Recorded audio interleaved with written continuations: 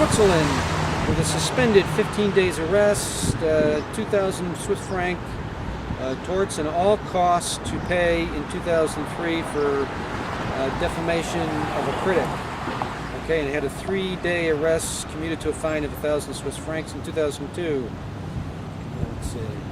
David Lee Entenmann pled guilty to assault with a deadly weapon on a police officer, transporting a destructive device and unlawful possession of materials with intent to make explosives in connection with a van bombing in Los Angeles in 1996. That's kind of ironic because they often have accused members of Anonymous of making like bomb threats, and famous Paulette Coopers, where they forged a document to make it look like she was making a bomb threat.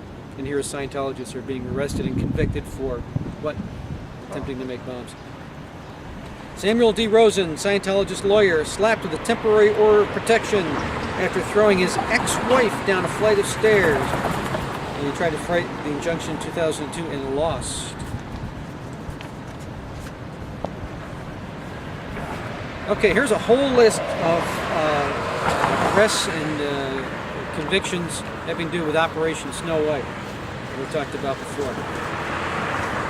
Top of the list, Mary Sue Hubbard, convicted in federal court of obstructing justice, burglary of government offices, and theft of documents and government property, sent to prison for 5 years. Cindy Raymond, convicted in federal court of obstructing justice, burglary of government offices, and theft of documents and government property, sent to prison for 5 years. Just got flipped off by one. Did we? Yep. Yep. In the Honda Civic, I just went by the silver one. Yep. Yep. Well, the one finger wave. At least we know they're looking. Okay, Gerald Bennett Wolf, also in the same case, sentenced to 5 years.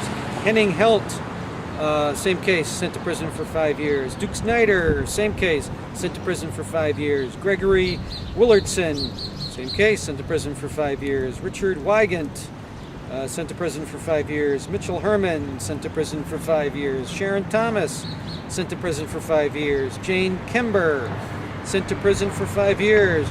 Mo Budlong, sent to prison for 5 years. This is all the Snow White case.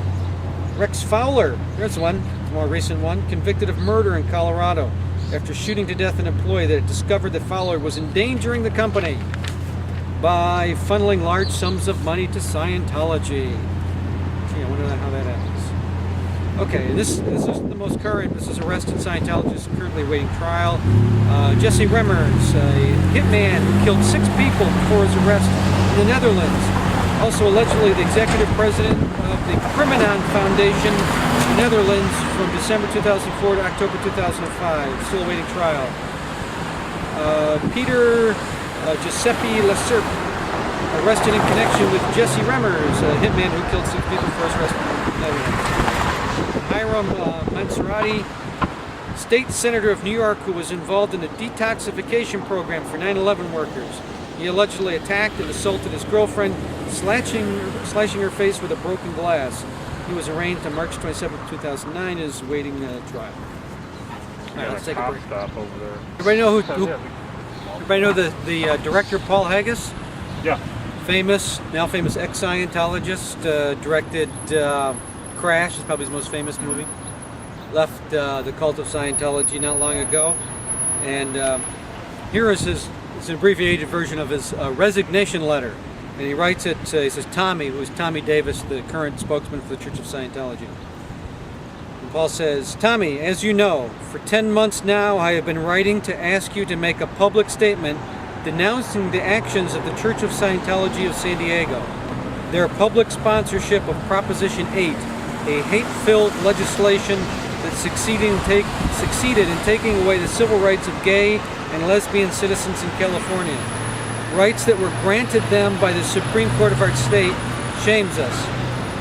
I called and wrote and implored you, as the official spokesman of the church, to condemn their actions. I told you I could not, in good conscience, be a member of an organization where gay bashing was tolerated. In that first conversation back at the end of October of last year, you told me you were horrified that you would get to the bottom of it and, quote, heads would roll, unquote. You promised action. 10 months have passed.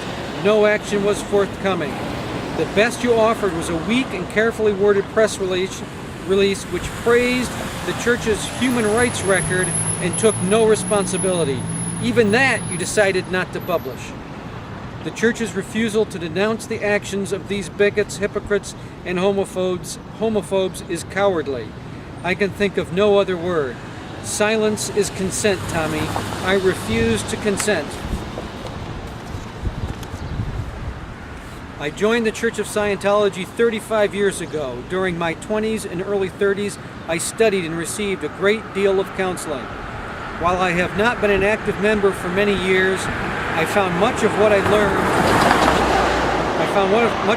learned to be very helpful, and I still apply it in my life. I have never pretended to be the best Scientologist, but I openly and vigorously defended the church whenever it was criticized, as I railed against the kind of intolerance that I believe was directed against it. I had my disagreements, but I dealt with them internally. I saw the organization with all its warts, growing pains and problems as an underdog, and I've always had a thing for underdogs. But I reached a point several weeks ago where I no longer knew what to think. You had to allow our name to be allied with the worst elements of the Christian right. In order to contain a potential, quote, PR flap, unquote, you allowed our sponsorship of Proposition 8 to stand. Despite all the church's words about promoting freedom and human rights, its name is now in the public record alongside those who promote bigotry and intolerance, homophobia and fear. The fact that the Mormon Church drew all the fire, that no one noticed, doesn't matter. I noticed, and I felt sick. I wondered how the church could, in good conscience, through the actions of a few, and then the inaction of its leadership, support a bill that strips a group of its civil rights. This was my state of mind when I was online doing research and chanced upon an interview clip with you on CNN. The interview lasted maybe 10 minutes. It was just you and the newscaster. And in it, I saw you deny the church's policy of disconnection. You said straight out, there was no such policy. It did not exist. I was shocked. We all know this policy exists. I didn't have to search for verification. I didn't have to look any further than my own home. You might recall that my wife was ordered to disconnect from her parents because of something absolutely trivial they supposedly did 25 years ago when they resigned from the church. This is a lovely retired couple. Never said a negative word about Scientology to me or anyone else I know. Hardly raving maniacs or enemies of the church. In fact, it was they who introduced my wife to Scientology. Although it caused her terrible personal pain, my wife broke off all contact with them. I refused to do so. I've never been good at following orders, especially when I find them morally reprehensible. For a year and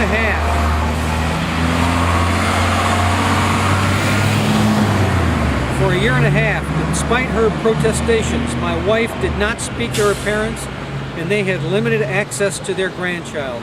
It was a terrible time. That's not ancient history, Tommy. That was a year ago. And you could laugh at the question as if it was a joke. You could publicly state that it doesn't exist. To see you lie so easily, I'm afraid to ask myself, what else are you lying about? The great majority of Scientologists I know are good people who are genuinely interested in improving conditions on this planet and helping others. I have to believe if they knew what I know, they too would be horrified. But I know how easy it was for me to defend our organization and dismiss our critics without ever truly looking at what was being said. I did it for 35 years, and so, after writing this letter, I am fully aware that some of my friends may choose no longer to associate with me, or in some cases work with me. I will always take their calls.